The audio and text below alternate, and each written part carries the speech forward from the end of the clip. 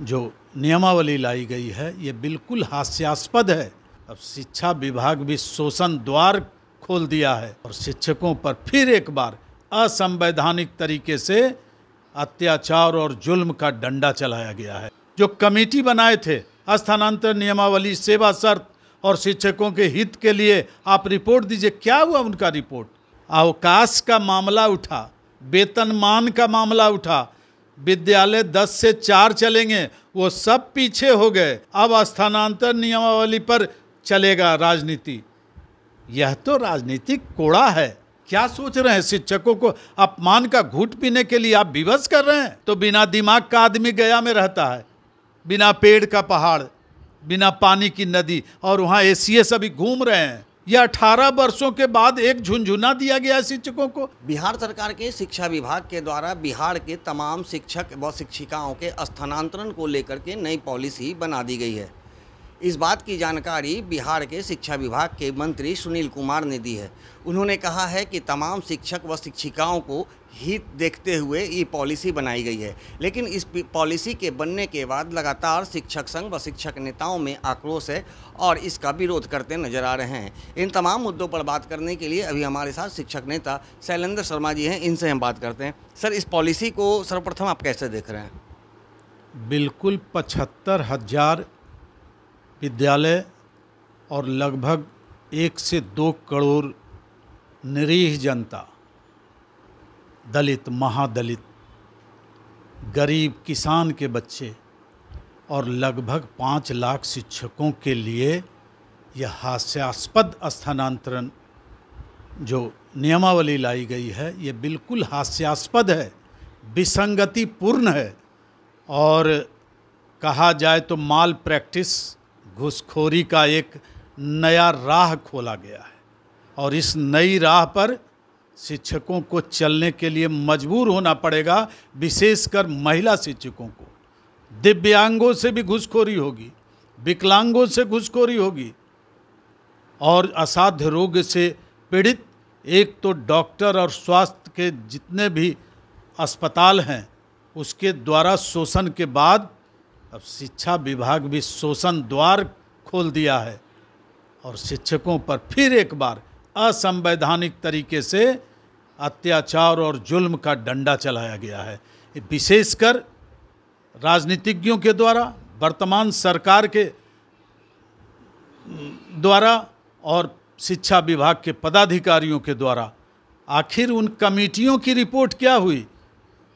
18 वर्षों में 12 कमेटियां बनी, विधानसभा और विधान परिषद की, और उसके सदस्यों का रिपोर्ट कहाँ गया?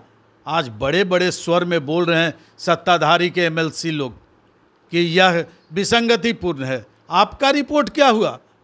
माननीय विधान परिषद के अध्यक्ष श्री अवधेश प्रसाद सिंह जी जो कमेटी बनाए थे स्थानांतरण नियमावली, सेवा शर्त और शिक्षकों के हित के लिए, आप रिपोर्ट दीजिए, क्या हुआ उनका रिपोर्ट? क्या यह दिग्भ्रमित कर रहे हैं? और शिक्षक संघ चुप है इस पर, चूंकि एक राजनीतिज्ञ के हाथ में तमाम शिक्षक संघ हैं, यह राजनीतिक पिछलग्गुओं के साथ। मैं स्पष्ट कहता हूं, ऐसी सरकार का और ऐसे नियमों का खुलेआम विरोध करें। यह शोषण का नायाब तरीका पेश किया गया है। सर, आप पहले भी कह चुके हैं कि ये लगातार जिस तरह का नियमावली बनेगा, इससे पूर्व भी आपने कहा था कि जो नियमावली बनेगा वो शिक्षक और शिक्षिकाओं के हित में नहीं होगा और ये सिर्फ एक छलावा है और ये आगे की चुनाव की रणनीति तैयार सरकार के द्वारा की जा रही है। बिल्कुल बिल्कुल रणनीति तैयार की जा रही है कि आप शिक्षक और शिक्षक परिवारों के बीच आप सम्मान का वो केंद्र बिंदु बनिए और आपको मत मिलेगा। आपने तो शोषण का ये खुलेआम घोषणा किया है। न मंत्री उसके समर्थक हैं, न पदाधिकारी। ये सारे लोग इसे त्रस्त होंगे। घूसखोरी के लिए, माल प्रैक्टिस के लिए ये धंधा चलाया गया। जैसे 1995 में सामूहिक स्थानांतरण हुआ था शिक्षकों का, तत्कालीन सरकार के एक निदेशक ने खुलेआम इसका माल प्रैक्टिस किया था। करोड़ों करोड़ की संपत्ति अर्जित की थी तत्कालीन शिक्षा मंत्री, तत्कालीन निदेशक और तत्कालीन मुख्यमंत्री चुप रहे। उसी प्रकार उसी की पुनरावृत्ति हुई है आज 2024 में। अवकाश का मामला उठा, वेतनमान का मामला उठा, विद्यालय 10 से 4 चलेंगे, वो सब पीछे हो गए। अब स्थानांतरण नियमावली पर चलेगा राजनीति। यह तो राजनीतिक कोड़ा है और इसको आप शिक्षकों पर चला रहे हैं। क्या सोच रहे हैं? शिक्षकों को अपमान का घूंट पीने के लिए आप विवश कर रहे हैं।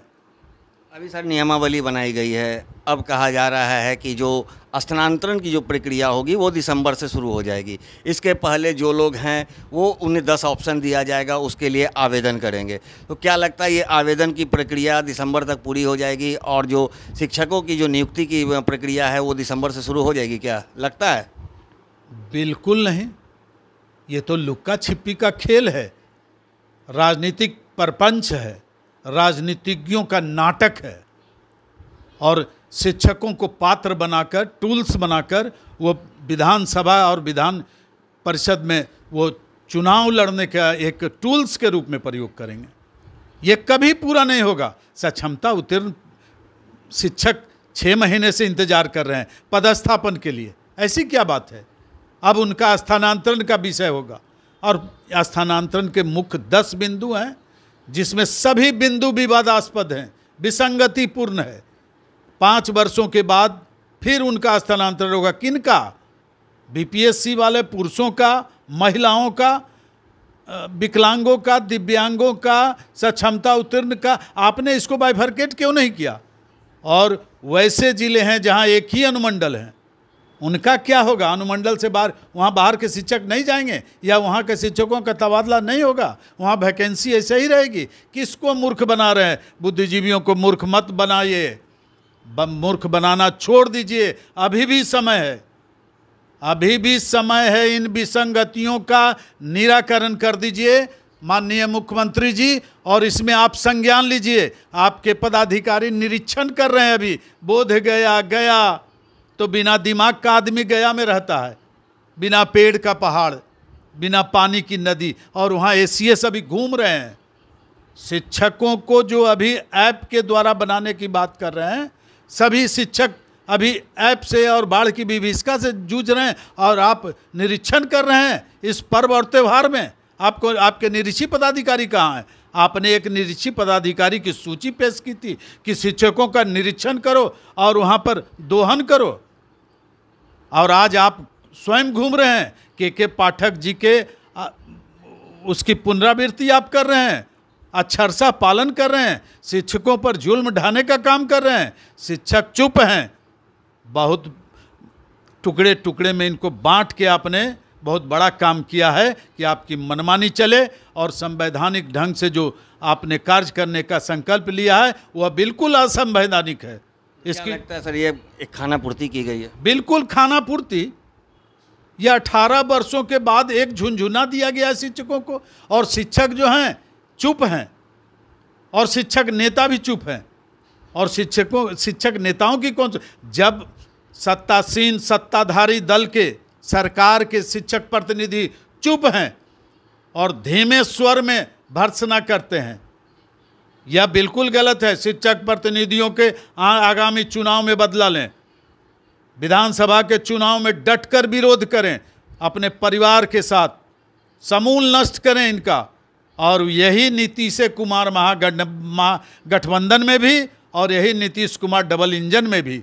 और शिक्षकों पर वही जुल्म ढाया जा रहा है जो महागठबंधन में पूर्व के सरकारों ने किया था। ये तो जुल्म का दास्ता है। जगन्नाथ मिश्रा के बाद कर्पूरी जी के बाद सत्येंद्र नारायण सिंह, बिंदेश्वरी दुबे, लालू जी, और अभी वर्तमान में 20 वर्षों से नीतीश जी। जुल्म ही ढाने का प्रक्रिया चल रहा है और जुल्म सह रहे हैं लोग। तो जैसा कि आपने सुना, शिक्षा विभाग के जो पॉलिसी लाई गई है उसका लगातार शिक्षक संघ विरोध कर रहे हैं, और ऐसे में शैलेंद्र शर्मा ने साफ कहा है कि ये शिक्षक व शिक्षिकाओं को एक बार फिर से झुनझुना थमा दिया गया है। निश्चित रूप से शिक्षकों को एकजुट होने की आवश्यकता है। तमाम शिक्षक नेता जो हैं एक मंच पर आएँ और इसका विरोध आगामी विधानसभा चुनाव में करें, ताकि उनका भविष्य संवर सके। सहयोगी रीति के साथ ज्ञानेंद्र वर्मा, दर्शन न्यूज, पटना।